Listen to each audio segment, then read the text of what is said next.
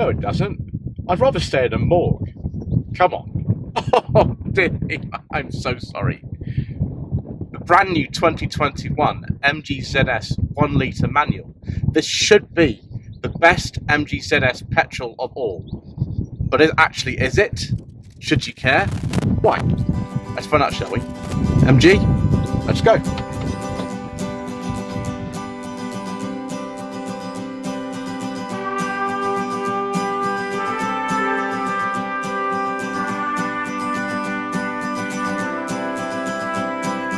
Here we are with anchors tying us to what we'll call home, even if the sight of it has not yet touched our eyes.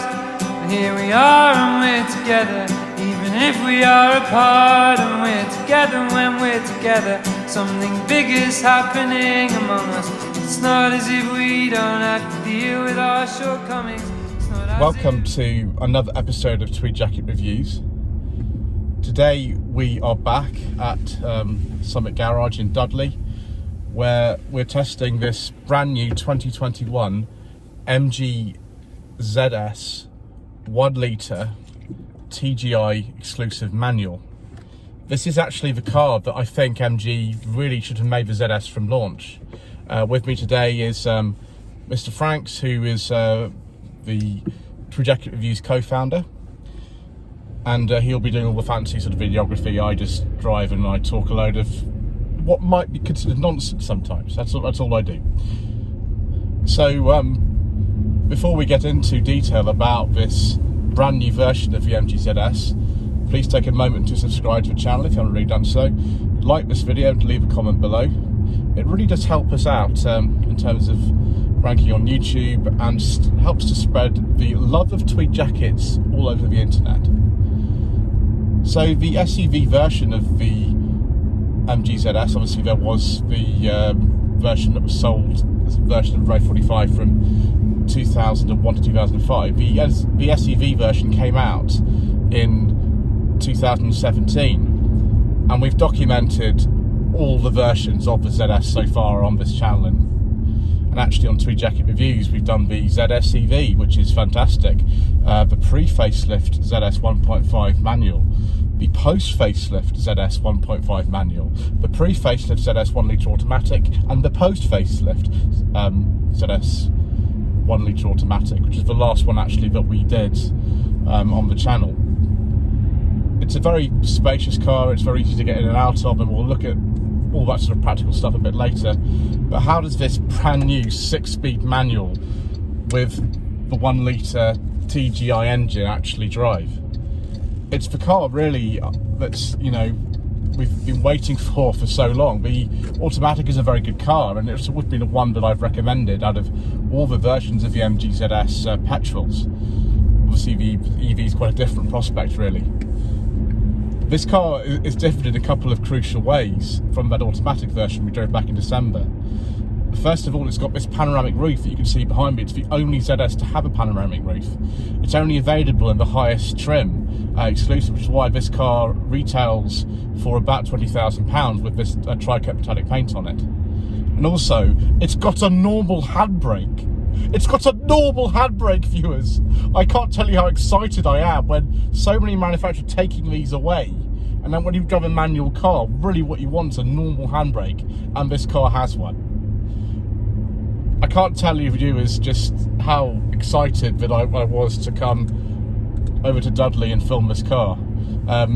Yes, is this the best version of the ZS ever? Well, until the facelifted ZS EV comes out, we don't know, but you know, for now, possibly. So there are other engine options available. There is still that 1.5 4-cylinder manual, which has 105 brake horsepower. Weirdly, the 0 to 60 time of that car is almost the same as this. That's 10.5, this is 10.4 seconds. And the WLTP fuel economy ratings, which average out at about 42.7 miles per gallon, are identical for both cars. You'd expect this car, with its far more sophisticated 3-cylinder 1 litre turbo engine, which generates 111 horsepower, to actually be a little bit better than that. And I've heard that, you know, you can get much better economy, particularly on the motorway. This has the 6 speeds, which has been lacking from the ZS range right from since the start. And so putting this into 6th gear and cruising on the motorway is going to be a lot more pleasant than the old 1.5 manual lever was. Also, there's a lot more torque, and it's available from a lot lower down. The torque curve in this car starts at about 2,000 RPM, whereas in the 1.5 manual it starts at about 4,000 RPM.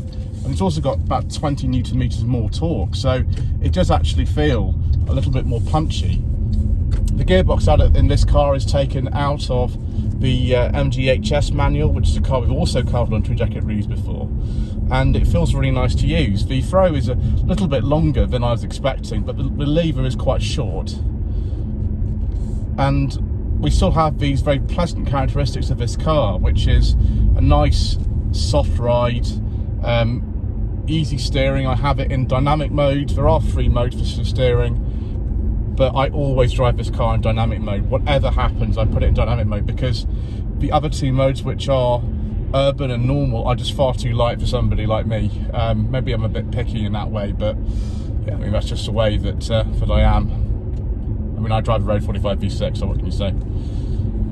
So in terms of trim levels, well, it's very simple with this 1 litre manual. There's only the exclusive version priced at around the £19,500 mark. The range starts with the 1.5 Excite manual, which is about £15,500 without metallic paint, and it rises to about £18,000 if you want to look at the 1 litre Excite automatic. I would recommend going for the exclusive trim because we've got absolutely everything in this car. We've got electric driver's seat, we've got a 360-degree camera, we've got cruise control with a speed limiter, we've got digital instruments, we've got this sort of nice faux leather, we've got the reversing camera and the 360 camera, we've got satellite navigation, Bluetooth, blind spot detection. It just goes on and on and on. We'll look at a bit more of a detail of the equipment levels a little bit later, but the Excite will serve many people's purposes, and particularly if you want to save money, you only drive maybe in town, maybe go for the 1.5, but everybody else should go for the 1 litre because of the just superior torque characteristics of the engine. I know that the fuel economy figures don't really bear this out, but I think because you don't have to thrash this thing everywhere all the time, that it will produce better fuel economy for most people. The WLTP cycles are always a little bit funny in that respect. It does also feel quite well made. I can notice the difference in quality from the pre-facelift cars, and also I noticed the urge of torque. We've only so far actually driven quite slowly through town in the car, but I can immediately feel the difference between the 1.5 and the 1 litre manuals. So one of the things that you do notice about this car is the suspension is a little bit soft. It's not like something like a Suzuki Vitara, and you probably see a review of the Vitara quite soon on the channel, just a little hint there. So I'm not expecting the last word in dynamic sophistication, but then most people who buy ZS don't want the last word in dynamic sophistication. If you wanted to equip this car in the Volkswagen range, you'd be paying a lot more money for something like a Skoda Kamiq, or I don't know, sort of like a Seat Arona. They would cost a lot more money, particularly now we've got this competitive mix of the 1 litre engine and the 6-speed gearbox. The nearest equivalent in terms of pricing would be the Sanyong Tivoli, and the Sanyong Tivoli is a very, very good car. We've had one of those on Tweed Jacket reviews twice already, the facelifted 2020 model that we covered when we were in Somerset last year, and that again was a top of the range car which has similar features to this, but it does actually trade off not having things like this 360 camera with a more powerful engine. It's a 1.5 with 165 horsepower. So just bear that in mind when you have a look at choosing your latest SUV. Certainly the Tivoli and the ZS are both ones that I very much approve of, because I drive a Tivoli every day, so that's probably something to do with it. But certainly in terms of comparison with the other value option in this segment, which is the Dacia Duster, it is a lot more sophisticated than that. The other contender would have been the Suzuki Vitara when the Vitara was in its pre-facelift guise before 2018. But the Vitara jumped up from about £14,000 starting price to £22,000 in 2020, because you can only get those as a hybrid now. So it really offers a lot of value for money, and you know, with this particular car at just over £20,000 with this metallic paint, you do get a 7-year warranty as well, 80,000 miles 7-year warranty, and that's only matched by Kia, whose Stonic model is a lot more expensive than this when comparably equipped, and of course SsangYong, whose warranty is even longer at 150,000 miles. So choices to think about, but you know, this is the definitive version of this car, and if they'd made this maybe a couple of years ago, who knows, I might have even bought one.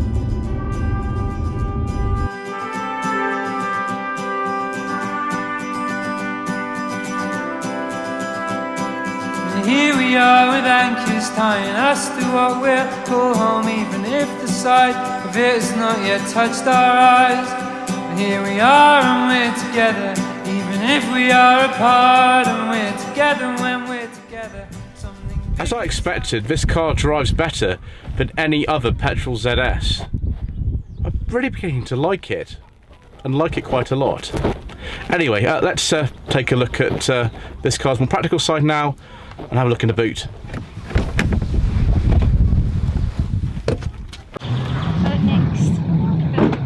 One of the things I've always liked about the facelifted MG ZS is the 17-inch wheels on this top exclusive version actually have more sidewall on the tyres, so has a more comfortable ride and the car doesn't look underwheeled anymore. One thing that hasn't changed though at all, the same on all of them, including the electric one, is the way you open the boot with the trademark MG Optimum badge. You can see as well, this car's got parking sensors and it's got a reversing camera. Someone's very kindly as well left me some mats in the boot, so we'll just lift that up, and also this optional boot protector because this is a demo car. This is a adjustable height boot floor down in the lower position, and underneath here you can get a spare wheel as an option. This car doesn't have one. I do prefer having a normal spare wheel, as a lot of you on the channel will know. The warning triangle is standard, that just goes here or something like that. There is a lot of space in here. If you want to move this adjustable height boot floor up in order to actually have flat folding seats all the way through, but we've got these big side pockets with these luggage nets in here, and we've got the boot light. The only thing, and I say this every single time we review one of these cars, we don't have is any kind of hooks for bags or anything like that. But overall, it's a very practical shape, it's a very practical car. This boot's one of the biggest in its class, and you really should have no concerns at all when buying one of these for a family.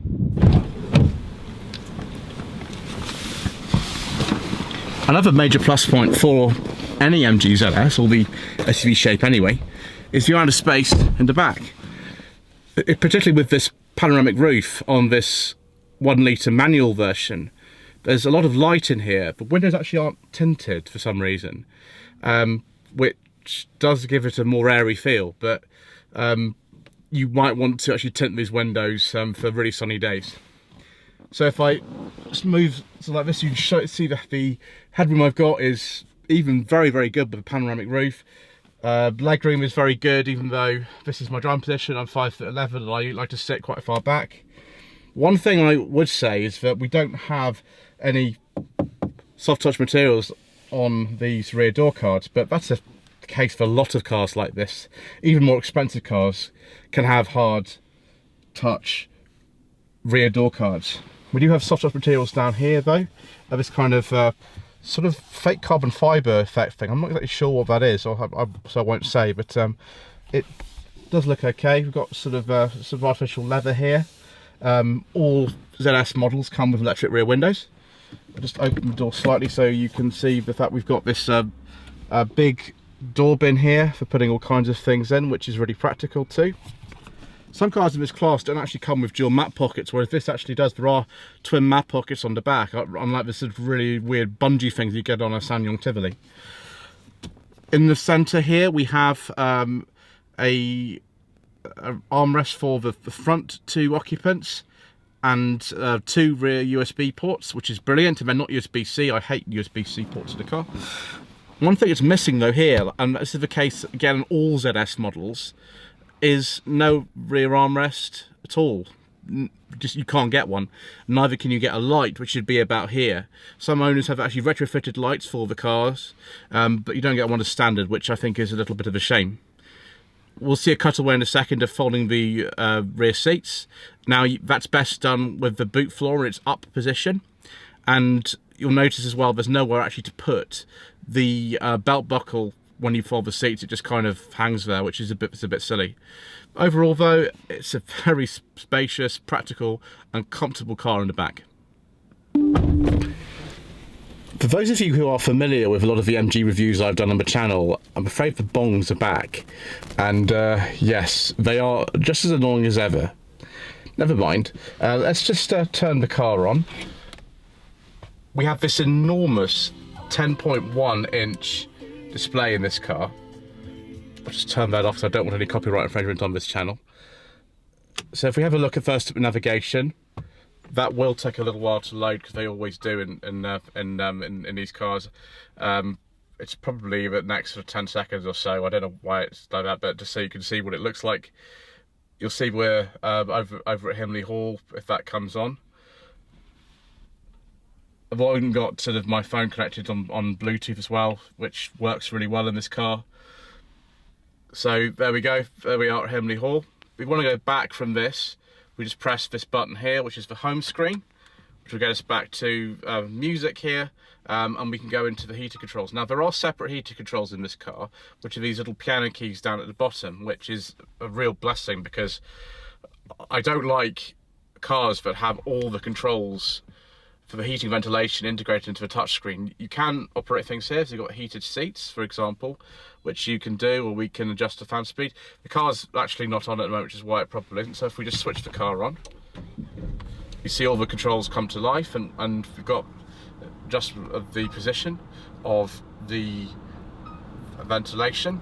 There's the fan speed, or actually the car will call it the wind level, which is what happens when Mr. Franks and I go out for a curry in the evening. The wind level increases. So we can just go back there. The car as well has lots of different settings. You'll see most of the safety features of the car on here. We've got the rear driving assist, blind spot detection, lane change assist and rear cross traffic alert. They're all activated at the moment. The change assist is part of a 360 camera. Let me just show you a 360 camera. There's a separate button down here, actually turning that on. You can see here where we're parked. There's some cars in front of us here. But if I put this car into reverse like this, you'll see we've got the reversing camera as well. And there's a 360 camera just there showing the surroundings. We can either have that in 2D or a 3D view like that, which unfortunately shows the car of the wrong colour, which is a bit of a shame, but it's quite novel to see that anyway. And we can actually change the position of the cameras wherever we want, which is really, really impressive. For a car that costs less than £20,000 without metallic paint, I think this is a really, really good system. So with the driving and maintenance section, you'll see straight away here we've got different steering modes of the car. I've got it in dynamic because that gives me a bit more weight to the steering. You can put it in urban, which means the steering is really far too light. I do prefer dynamic. Covered of convenience, it shows a couple of things like follow me home headlamps and find my car, which is for the car park, and then we can set different things on the steering wheel button. So if I go back to the main menu now, by putting that button there, we can see we've got another way to access the 360 camera, and we've got Apple CarPlay, Android Auto and pictures. That would be if you had a USB stick, which is connected to either one of these 2 USB ports down here. The pre-facelift cars only actually have one USB port here, 12-volt socket of course, for something like, I don't know, a sat nav. Not really need a separate sat nav in this car, but anyway, there it is. And we've got hill descent control as well on the left hand side. That turns the traction control and ESP off. There's that 360 button again for a 360 camera, and that's the stop start button if you wanted to turn that off. Some people I know don't like that. It's all very, very thorough, the equipment that's contained in this car. This D-cut steering wheel with the red stitching, which always reminds me of the pre-facelift MG3 that my lady wife and I used to own, is very nice to feel. I don't know if this is actual leather or it's Artico leather, but it's nice nevertheless. And MGs always look really nice with red stitching, some more red seat belts like in the old MG Metro. The buttons do remind me of the ones that Volkswagen used to use before they all went sort of, you know, touch button crazy, and they're very, very easy to operate. Steering wheel controls, of course, on this car, as well as voice command. I don't tend to use them anyway, but you know, they're there if you want to try them. The vents here are a different shape in the middle from the ones on the outside. Hazard warning light is up here. It's quite a small button, but it's a very good place for it. The other vents over here, they look a bit like, I don't know, maybe like a Volkswagen or Audi product sort of here, which is, yeah, I suppose it's a design touch. The buttons here are for opening and closing the doors. Also that's the handle there, which feels actually quite nice. What doesn't feel maybe so nice is these switches down here, which are the same as on the older ZS models. They would be sort of highlighted with chrome in an HS. They are the same sort of part. The door card is hard at the top, which is a bit of a shame considering you've got the softer touch plastics on top of the dashboard here. But again, it's a very similar thing for a lot of cars in this class to be like that. The visibility forwards, the 360 camera, if you put it on to show that the view forwards, is actually really, really handy. If we just press that button now, we can turn it on. I can actually see forwards quite well because there's a camera and number plate. So this car should really have all-round parking sensors, but it doesn't. You can only get them on the rear.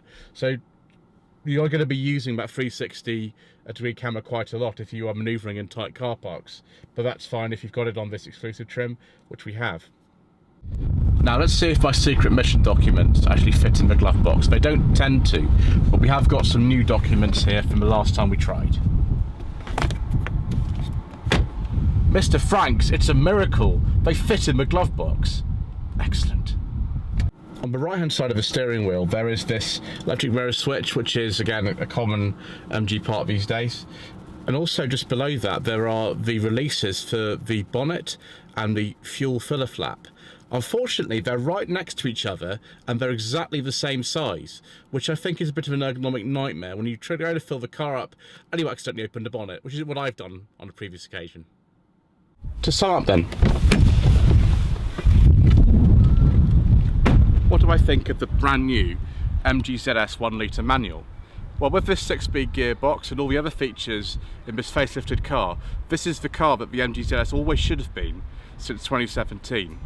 It's very hard to criticise actually now, and I think it's well worthy of your consideration. Oh, excuse me. I'm terribly sorry. Hello, we're teachers on sabbatical and we've just won the lottery.